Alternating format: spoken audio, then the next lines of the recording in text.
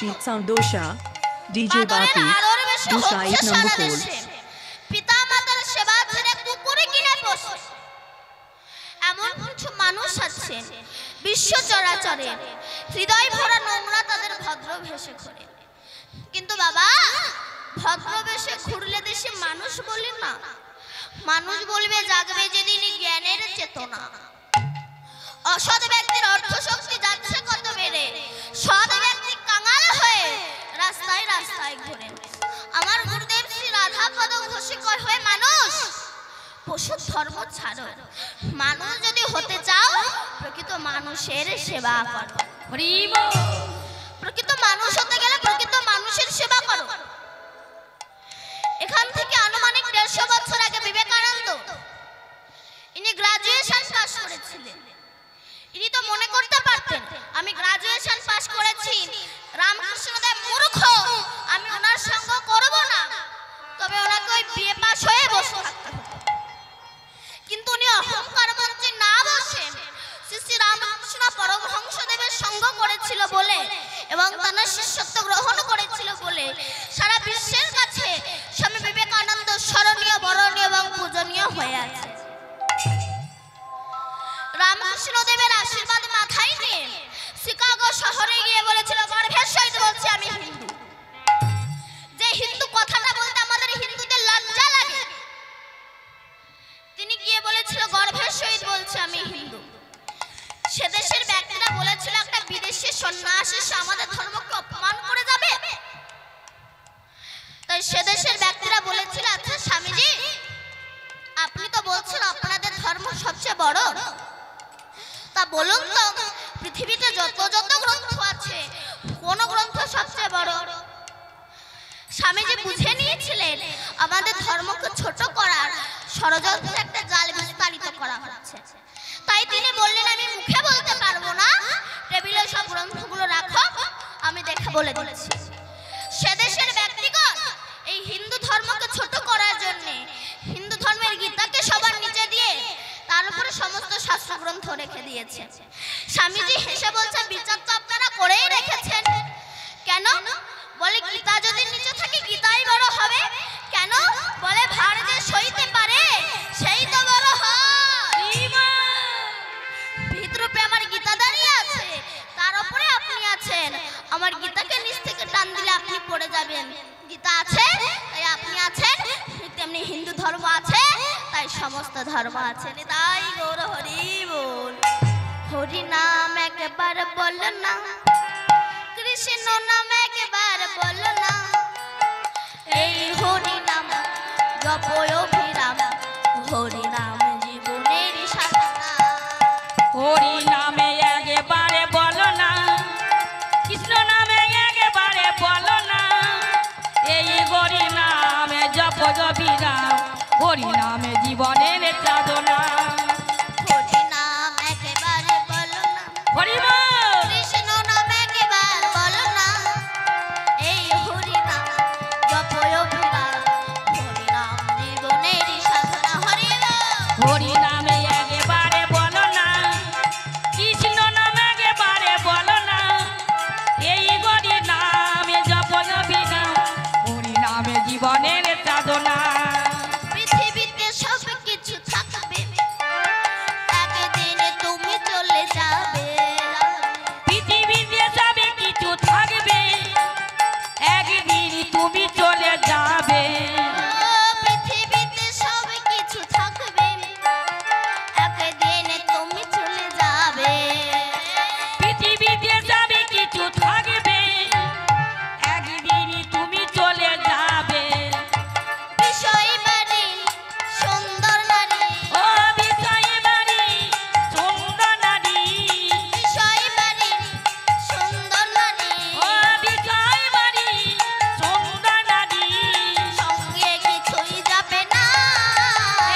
হরি নামে একবারে বলো না, কৃষ্ণ নাম একবারে বলো না, এই হরি নাম জপয় অভিরাম, হরি নামে জীবনের সাধনা। হরি বল ভাই, হরি নাম ছাড়া গতি না।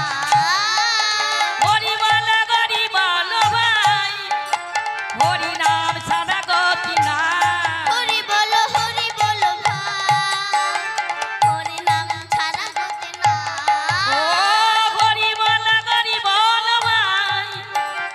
হরি নাম ছাড়া গতি না।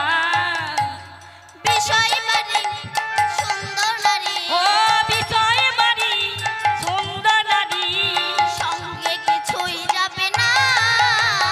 হরি নামে একবারে বলো না, কৃষ্ণ নামে একবারে বলো না, এই হরি নামে জপ অবিরাম, হরি নামে জীবনের সাধনা। তা এই যে হরিনাম, পাড়ায় পাড়ায় হরিনাম হচ্ছে, অমানুষ মানুষ হচ্ছে না কেন? বলছে মানুষের মতো দেখতে হলেই তাকে মানুষ বলে না, মানুষ বলবে জাগবে যেদিন জ্ঞানের চেতনা। আজকাল রাস্তায় যদি কোনো বৈষ্ণব যায়, আমরা তার পেছনে হন্যে কুকুরের মতো লেগে যাই। কুকুর, কালো কুকুর, সাদা কুকুর, ভদ্র কুকুর, শিক্ষিত কুকুর, এই কুকুরগুলো লেগে যায়। আচ্ছা বাবা, পরশমণির পাথর কেউ কোনোদিনও দেখেছেন? দেখেছেন? যদি ভারতের সরকারের হাতে থাকতো তবে ভারত কবে কোটিপতি হয়ে যেত। সেই পরশমণির পাথর লোহাতে স্পর্শ করালে লোহা সোনা হয় বটে, কিন্তু লোহাতে যদি কাদা মাখানো থাকে, তারপরে যদি পরশমণির পাথর লোহাতে স্পর্শ করানো হয়, লোহা সোনা হবে না। ঠিক তেমনি আমাদের এই দেহে যদি অহংকারের কাদা মাখানো থাকে, কোনোদিনও আমরা ভগবানকে দর্শন করতে পারবো না। অনেকে বলে ভগবানটা নাই, ভগবান আছে, তোমার কাণ্ড জ্ঞান নাই। কেমন? এখন বাবার কাছে টাকা পাই, বাবা ছেলে বসে আছে, এখন টাকার মালিক তাগাদা করতে আসছে। তা বাবা ছেলেকে বলছে, খোকা শোন, ওই ওই যে ভদ্রলোক দেখতে পাচ্ছিস, আমার কাছে 10,000 টাকা পায়, এসে যদি বলে বাবা কোথায়, তুই বলবি বাবা বাড়িতে নাই। বলে তুমি যে জ্যান্ত বাবা বসে আছো, বলছি তো বলবি। এখন চিটিংবাজ মতো বাবা ছিল তো, টাকা দেবে না বলে এসে শুয়ে পড়েছে। এবার কাঁধা মুড়ি দিয়ে মাথাটা যখন ঢাকতে গিয়েছে, ঠ্যাং বেরিয়ে গিয়েছে। এখন টাকার মালিক এসে বলছে, হ্যাঁ রে খোকা, বাবা কই? বলে বাবা বাড়িতে নাই। বলে একটু আগে ছিল, বলে চলে গেছে। বলে এই ওই যে ঠ্যাং দেখা যাচ্ছে, ঠ্যাং কার রে? বলে ওটা শুধু ঠ্যাং, বাবা বাড়িতে ঠ্যাং রেখে চলে গেছে। যেমন শুধু ঠ্যাং বাবা নাই, জগতে কিছু কিছু মানুষ আছে শুধু মানুষ, অসভ্যদের কাণ্ড জ্ঞান নাই। ভগবান আছে দেখবেন কি করে? যেমন পূর্ণিমার আকাশের চাঁদ, সেটা পুকুরের জলে দেখা যায় বটে, তবে পুকুরটা স্বচ্ছ, নির্মল এবং পরিষ্কার হতে হবে। ওই পুকুরে যদি কচুরি পানা পরিপূর্ণ থাকে, তাহলে কি আকাশের পূর্ণিমার চাঁদ দেখা যাবে না? ঠিক তেমনি আমাদের হৃদয়ের পুষ্করণীতে যদি অহংকারের কচুরি পানা পরিপূর্ণ থাকে, কোনোদিনও আমরা ভগবানকে দর্শন করতে পারবো না। আবার এই হরিনাম নিয়ে ঠাট্টা করি। এখন গ্রামের 55 ছেলের মাথা একবার ফার্স্ট ক্লাস। তা গ্রামের লোকেরা বলে, বাবা ওর মাথা ফার্স্ট ক্লাস, ওকে মাঝে মধ্যে একটু ঘি খাওয়াতে পারিস না?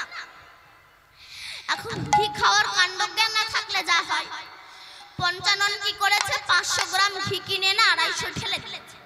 খা বাবা খা, মাথা ভালো হবে। খেয়ে নিয়েছে, দেখতে কিছু কাজ হচ্ছে কিনা, বলে বুঝতে পারছি না। আবার 250 ঢেলে দিয়েছে। খা বাবা খা। এখন 500 গ্রাম ঘি খেয়েছে মানে কাজ তো হবেই, সোপরে হোক আর নিচে হোক, কাজ তো হবে।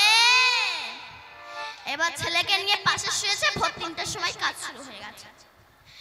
যায় আর আসে, যায় আর আসে, যায় আর আসে। ঘি ভালো, যেমন খাওয়ার কাণ্ড জ্ঞান না থাকলে রিঅ্যাকশন হয়, হরিনাম ভালো, ভজনের কাণ্ড জ্ঞান না থাকলে তোমার ক্ষতি হবে।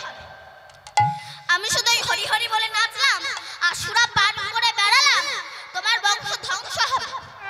হরিনাম করবে না করবে না, তা বলে ভগবানের সঙ্গে পাকামি করতে যেও না। রাজা চিত্রকেতু নামে একজন রাজা ছিল। এই রাজা 1000টা বিবাহ করেছে। কেন? কারো সন্তান হয় না। 1000টা বিবাহ করার পরে মনে মনে ভাবছে, আমার এই রাজত্ব দেখবে কে, চালাবে কে? এমন সময় নারদ ঋষি আর অঙ্গিরা ঋষি এসেছে। জয় হোক চিত্রকেতু রাজার জয় হোক। কি নারদ ঋষি আসুন বসুন। বলে বসবো না, আমরা তোমাকে দীক্ষা দিতে এসেছি। চিত্রকেতু রাজা বলে সব দীক্ষা টিক্ষা রাখো তো, আমি কোনো সন্তানের পিতা হতে পারছি না, তোমরা আমাকে দীক্ষা দিতে এসেছো, সব দীক্ষা টিক্ষা রাখো। নারদ ঋষি মনে মনে ভাবলো জমি যদি না ভালো হয়, বীজটাই নষ্ট হবে, ফসল হবে না। কাউকে একটা সন্তান দিয়ে ওর মনোবাসনা পূর্ণ করে তবে ওকে দীক্ষা দেব। তুমি সন্তান চাও? বলে হ্যাঁ।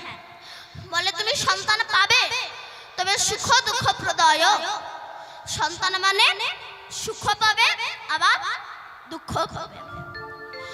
আপনি আপনার ছেলেকে বড় করলেন, সেই ছেলে বড় হয়ে গেজেটেড অফিসারের চাকরি পেল, তারপর আপনাকে যখন বৃদ্ধাশ্রমে রেখে দিয়েছে তখন কেমন লাগছে? আবার বৃদ্ধাশ্রমে না রেখে দিয়ে এসেও বাড়ির বউগুলো এমন হয়। আর আজকাল তো আমার মায়েরাই মানে গার্জেন, আমার বাবারা কিচ্ছু না। সত্যি ঠিক বলছি তো? আমার মায়েরাই গার্জেন, আমার বাবারা কিচ্ছু না। যদি বলে কান ধরো কান ধরবে, যদি বলে বাবা মাকে ভাত দেবে না বাবা মাকে ভাত দেবে। আজকাল আমার মায়েরাই গার্জেন, আমার বাবারা কিচ্ছু না। তোমাকে যে বৃদ্ধাশ্রমে রেখে দিয়ে আসছে এটা কি শুধু সন্তানদের দোষ? বাবা মায়েদেরও দোষ আছে। আপনি যখন গর্ভবতী ছিলেন ডাক্তার বলে দিয়েছিল বেড রেস্ট, এখন বেড রেস্টে আছেন, ভীষণ বড় এক টিভি দেখছেন, কষা মাংস ছিঁড়ে ছিঁড়ে খাচ্ছেন, আর শাড়িটা স্বামীকে দিয়ে বলছে একটু ধুয়ে দাও না গো। তাহলে তোমার গর্ভে কেমন ছেলের জন্ম হবে? প্লেনে যেমন এয়ারপোর্ট ছাড়া নামে না, এমনি বহু পরমাত্মা বাতাসে ঘুরে বেড়াচ্ছে। এরা ভালো জায়গা পাচ্ছে না বলে এদের জন্মই হচ্ছে। ভালো সন্তান পেতে গেলে আগে ভালো মা বাবা হওয়া দরকার। মা বাবা যদি ভালো না হয় সন্তান কখনো ভালো হবে না। বাবা হলো বীজ আর মা হলো মাটি। বীজ আর মাটি যদি ভালো হয় ফসল ভালো হবে না, কে বলেছে? এপিজে আব্দুল কালাম বলেছে যে মা হচ্ছে 100টা স্কুলের সমান, আর একটা বাবা হচ্ছে 100টা শিক্ষকের সমান। বাবার বিচার যদি ভালো না হয় সন্তানের বিচার ভালো হবে না। মায়ের আচার যদি ভালো না হয় সন্তানের আচার কোনোদিনও ভালো হবে না। তাই প্রত্যেকটি বাড়িতে সন্তানগুলোকে কৃষ্ণ ভক্ত করতে গেলে প্রথম দায়িত্ব মার, দ্বিতীয় দায়িত্ব বাবার। মাকে দায়ী করলো কেন? একটা মায়ের গর্ভে সন্তানের জায়গা হয় 10 মাস 10 দিন।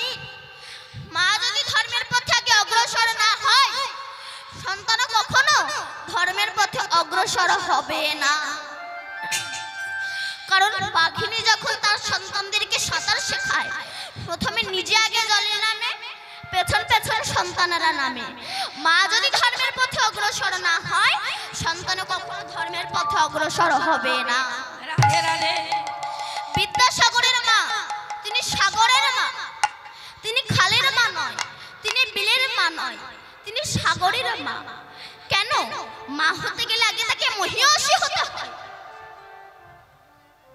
মাকে একটা শাল এনে দিয়েছিল, মা ছেঁড়া শাল ব্যবহার করছো, এই শালটা তুমি নাও।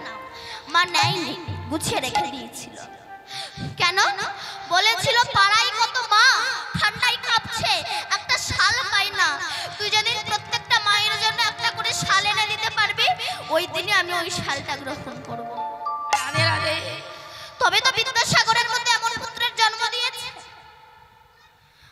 আর আজকালকার মায়েরা, আপনারা কিন্তু কিছু মনে করবে না, আমাদের ওখানকার কথা বলছি, আপনারা খুব ভালো। এখনকার মায়েরা ছেলেকে স্কুলে পাঠাবে, টিফিন বাক্সে খাবার দিতে চাই, একা একা খাবি, কাউকে দিবি না। আমি কষ্ট করে করে দেবা, তুই লোককে খাবি, একা একা খাবি, কাউকে দিবি না। সেই ছেলে বড় হলো, বিয়ে করলো, চাকরি পেল, তারপর সেই ছেলে নিজে খেলো, তোমাকে দিল না, কারণ তুমি তো নিজেই শিখিয়েছো। আজ প্রকৃত মা ভালো হচ্ছে না বলে দ্বিতীয় স্বামী বিবেকানন্দের পৃথিবীতে জন্ম হচ্ছে না, দ্বিতীয় ঈশ্বরচন্দ্র বিদ্যাসাগরের পৃথিবীতে জন্মগ্রহণ হচ্ছে না, দ্বিতীয় রামকৃষ্ণ পরমহংসদেবের জন্ম হচ্ছে না, দ্বিতীয় রবীন্দ্রনাথ ঠাকুরের পৃথিবীতে জন্ম হচ্ছে না। কেন?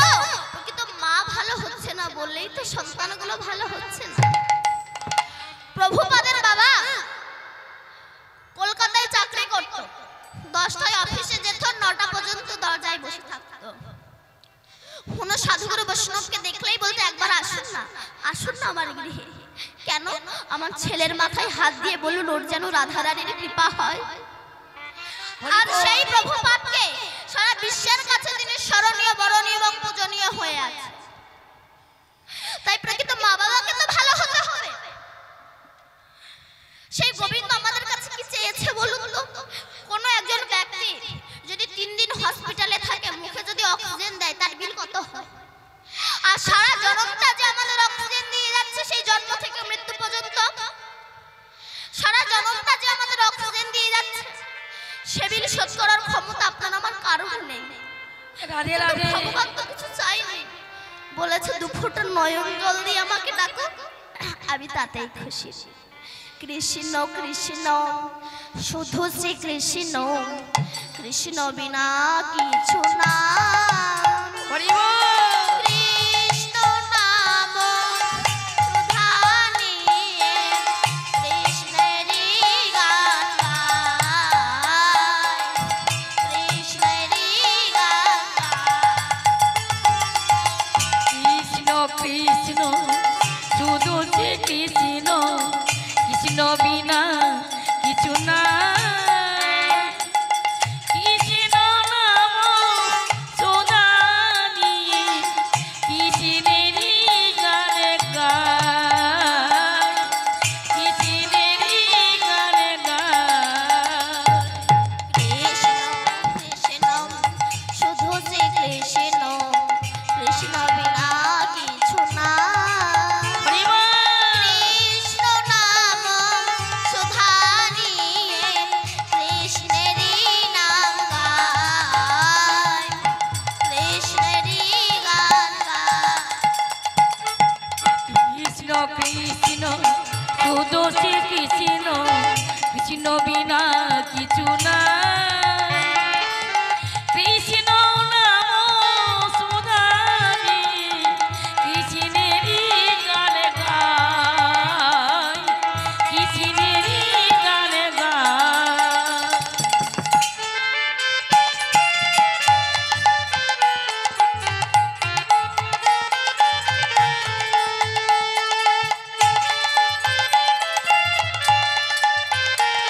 হরি বল। হরি বল। নয়নে নয়নে কৃষ্ণ শ্রীরূপ, শয়নে স্বপনে হেরি। রাধে। নিশীথ চন্দ্র প্রভাত সূর্য, বাজিছে তারি বাঁশরি, বাজিছে তারি বাঁশরি।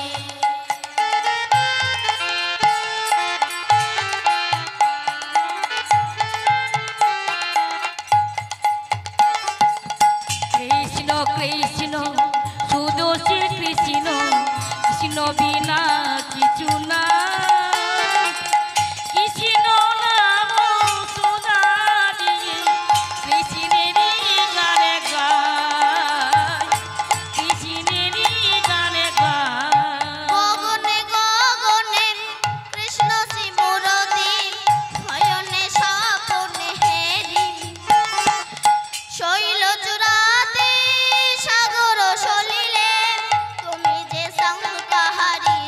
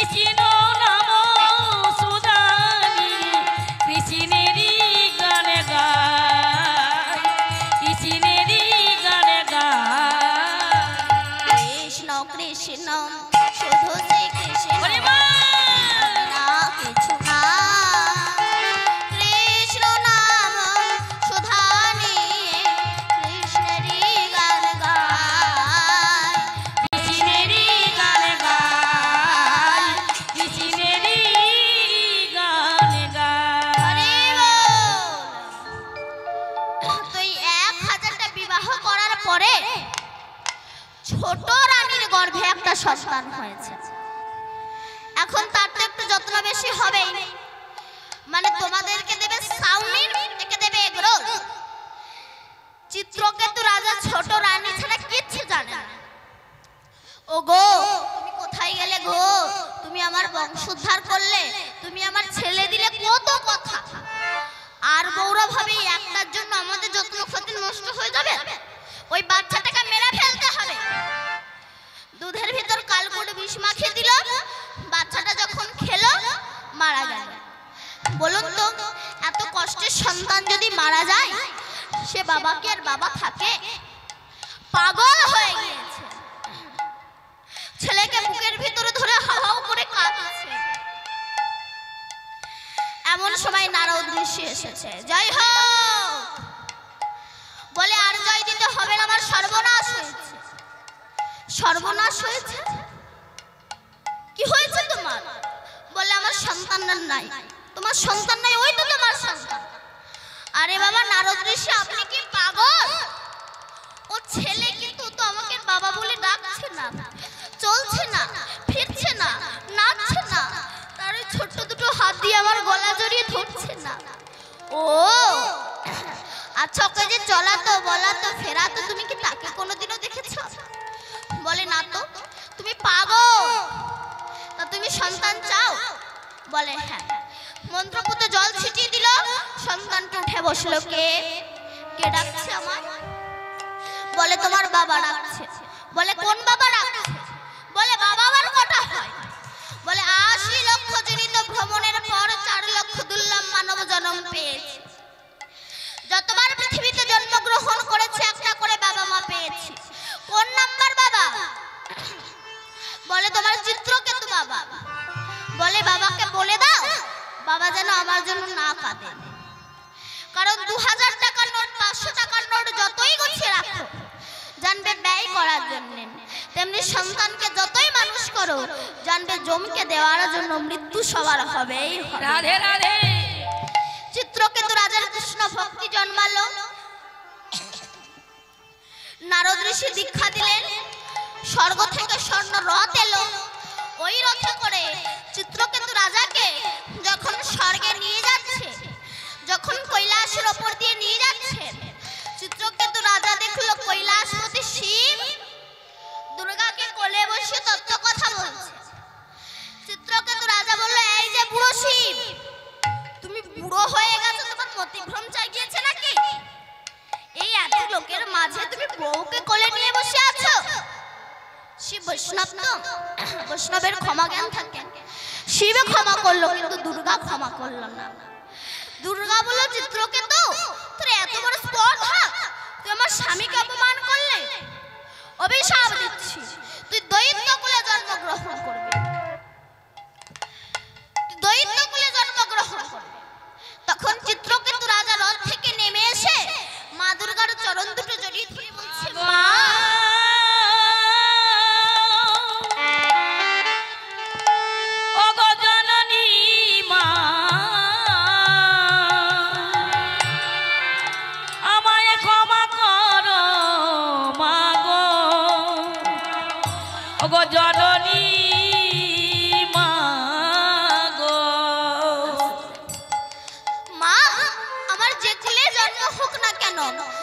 আশীর্বাদ করো, আমার কৃষ্ণ ভক্তিটা যেন না নষ্ট হয়। বলুন তো, দেবতাদের গুরুদেবের নাম কি? শুক্রাচার্য। বলুন, দেবতাদের গুরুদেবের নাম কি?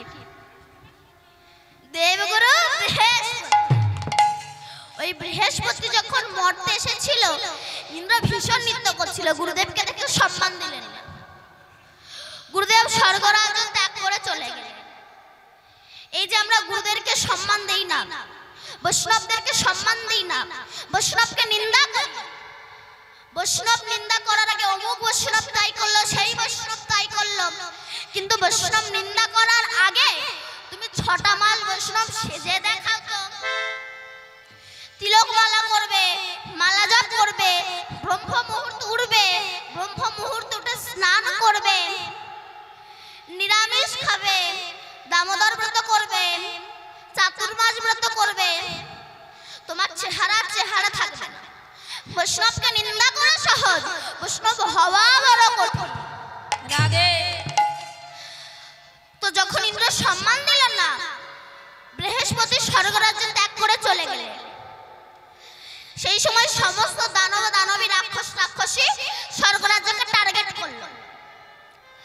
তখন সবাই মিলে ভগবানের শরণাপন্ন হলো, হে প্রভু, আমাদের স্বর্গরাজ্য গুরু শূন্য হয়ে গেছে, কাকে গুরুর আসনে বসাবো? ভগবান বলেন, দশটা মুনির পুত্র বিশ্বরূপকে বসিয়ে দাও। বিশ্বরূপকে বসিয়ে দিয়েছেন। এই বিশ্বরূপের মা হচ্ছে দৈত্যের কন্যা, মানে মামারা হচ্ছে দৈত্য। স্বর্গে যা যজ্ঞ করে দৈত্যদের ভাগ দেয়। ইন্দ্র দেখতে পেয়ে বজ্র দিয়ে ওই বিশ্বরূপের তিনটে মাথাকে কেটে দিয়েছে।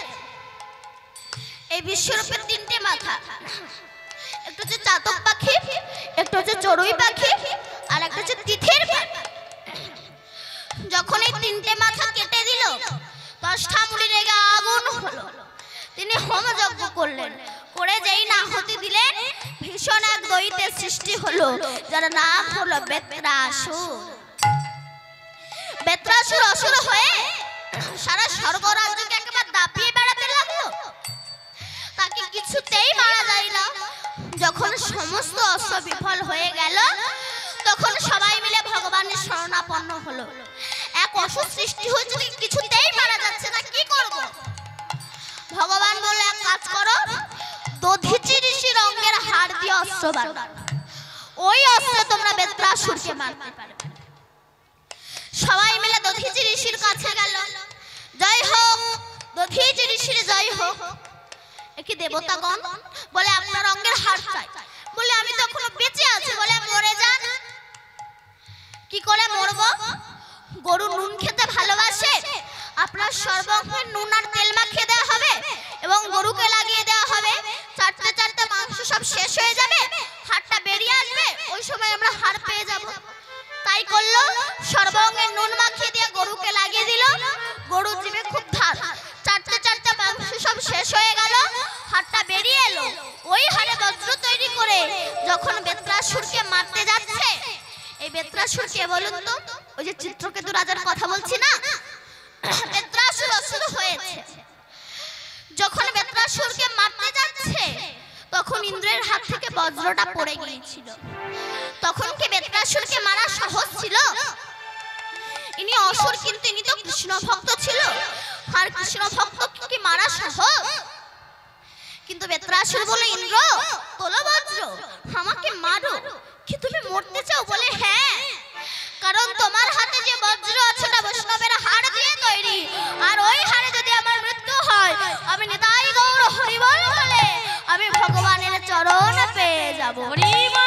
তাই তো গৌরাঙ্গ মহাপ্রভু চলেছেন, পদকর্তা পদ লিখেছে, রসে ধরো ধরো গৌরাঙ্গ সুন্দর, রসে ধরো ধরো গৌরাঙ্গ সুন্দর, রসে ধরো ধরো গৌরাঙ্গ সুন্দর, তিম নয়নে চাই বঙ্কিম নয়নে চাই, রসে ধরো ধরো গৌরাঙ্গ সুন্দর, রসে ধরো ধরো গৌরাঙ্গ সুন্দর, বঙ্কিম নয়নে চাই, বঙ্কিম নয়নে চাই, যিনি করি পরম গমন মন্থর, যিনি করিবার গমন মন্থর, যিনি করিবার গমন মন্থর, পরাণ দুলায়ে যায়, পরাণ দুলায়ে যায়, আর যিনি করিবার গমন মন্থর, যিনি করিবার গমন মন্থর, গমন দুলায়ে যায়, গমন দুলায়ে যায়। আচ্ছা, কমিটি যে এত টাকা খরচা করে হরিনাম নিচ্ছে, এই হরিনামে কি হয়? বলছে হরিনামে, হরিনামে। পৃথিবীতে অন্য কিছুর দ্বারা হরি নেমে আসে না, একমাত্র হরিনামে, হরিনামে। আমাদের সারা ভারতবর্ষ যে রাস হয়, এই রাসও কিন্তু বাবা গোলক বৃন্দাবনের সৃষ্টি হয়েছে। ভগবানের যখন ইচ্ছা হলো আমি একটু রাস করব, তা রাসলীলা করতে গেলে তো অভিনেতা অভিনেত্রীর প্রয়োজন হয়, একা দ্বারা তো সম্ভব হয়। ওনার যখন ইচ্ছা হলো আমি একটু রাসলীলা করব, উনি কারো ঘর থেকে কোনো মেয়েকে হাওলাত করে নিয়ে আসেন। ওনার যখন ইচ্ছা হলো আমি একটু রাসলীলা করব, তখন একা ভগবান দ্বিখণ্ডিত হয়ে গিয়েছে। যেমন একটা আস্ত মটরের দানা, সেটাকে জলে ভিজিয়ে রাখুন, কিছুক্ষণ পরে দেখবেন ওটা ফুলে মোটা হয়ে গিয়েছে। এবার ওটাকে দু আঙ্গুলের মাঝে দিয়ে চাপ দেন, দেখবেন দুটো ভাগ হয়ে যাবে। ঠিক তেমনি আমার ভগবান ভক্তের প্রেমের জলে ডোবানো ছিল, অনুরাগের দ্বারা ফুলে উঠেছে। ভক্ত যেই না তার প্রেমের দ্বারা চাপ দিয়েছে, একা ভগবান দ্বিখণ্ডিত হয়ে গিয়েছে। রাধে রাধে। দ্বিখণ্ডিত হয়ে গিয়ে কৃষ্ণের এই বামঙ্গ থেকে লাদিনীর শক্তি শ্রীমতী রাধা রানীর সৃষ্টি হয়েছিল। বিশ্বভানু রাজার কন্যাইনি ন, এই রাধাটা আসলে কে? অনেকে বলে রাধা কৃষ্ণ প্রেম করলো, আর পণ্ডিত ব্যক্তি যদি দেখতে চান চায়ের দোকানে যাবে সব কটা পণ্ডিত। তবে আমি সব দোকানের কথা বলছি না, আবার সব মানুষ নয়, কিছু কিছু দোকানে কিছু কিছু মানুষ রাধা কৃষ্ণ প্রেম করলো। রাধা কৃষ্ণ প্রেম করলে লীলা, আমরা করলে দোষ। এরা কারা বলুন তো?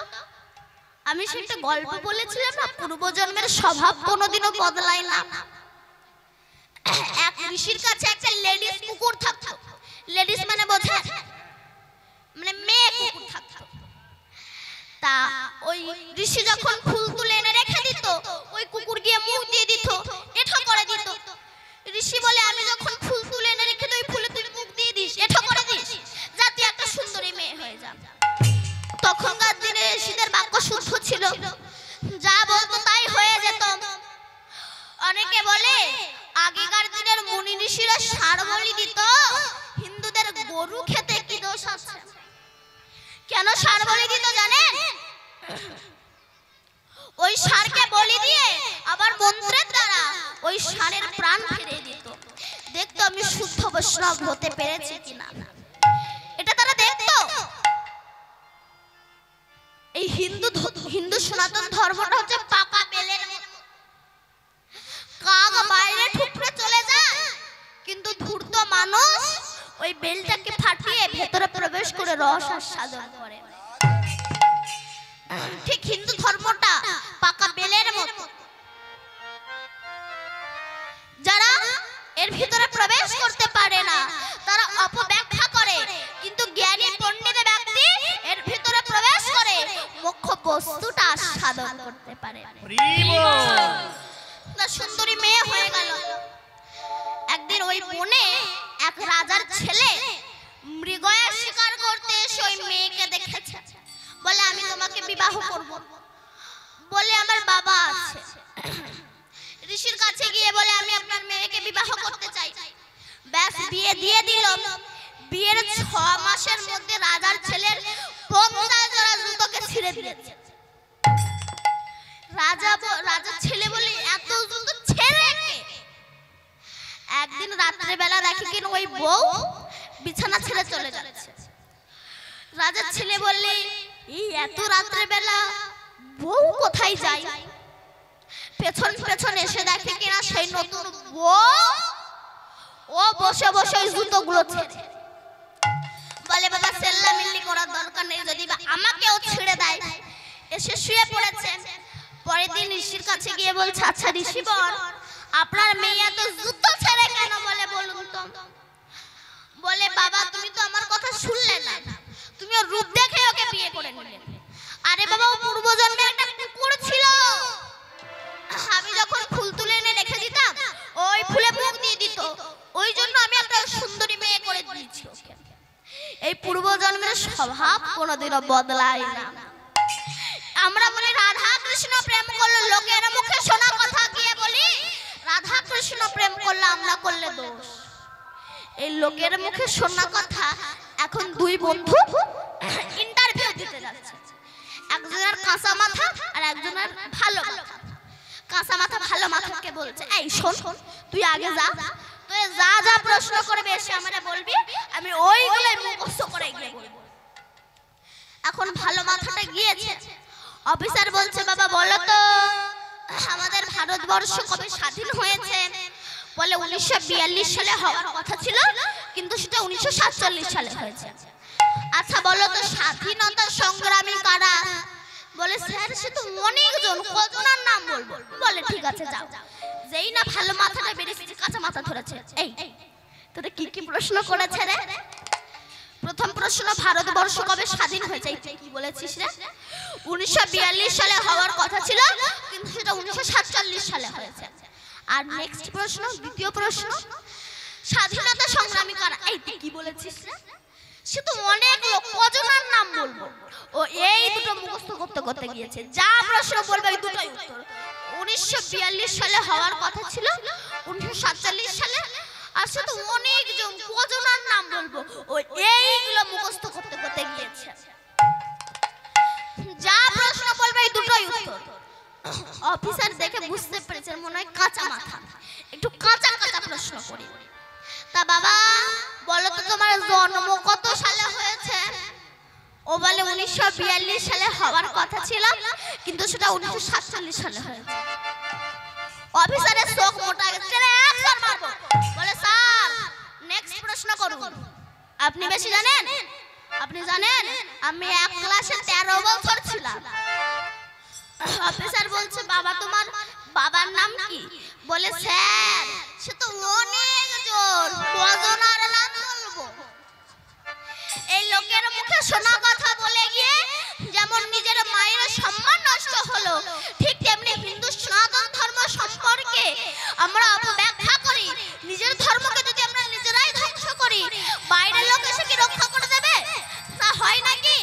তাই চলো, তাই আজ গৌরাঙ্গ মহাপ্রভু সুরধ্বনির তীরে চলেছেন, পদকর্তা পদে লিখেছে, চাচরো চিকুরো চূড়ারো টলনি, চাচরো চিকুরো চূড়ারো টালনি, চাচরো চিকুরো চূড়ারো টলনি, চাচরো চিকুরো চূড়ারো টলনি, চাচরো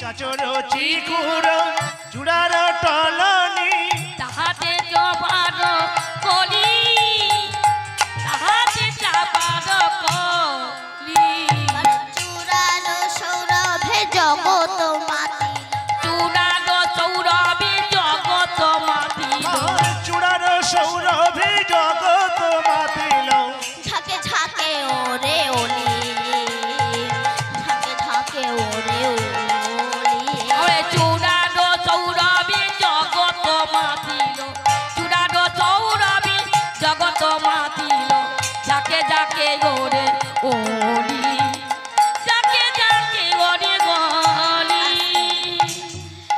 তো কৃষ্ণের বাবা মা থেকে যখন লাদিনীর শক্তি শ্রীমতী রাধা রানীর সৃষ্টি হলো, এই রাধা অন্য থেকে ষোড়শ গোপীর সৃষ্টি হলো। ষোড়শ মানে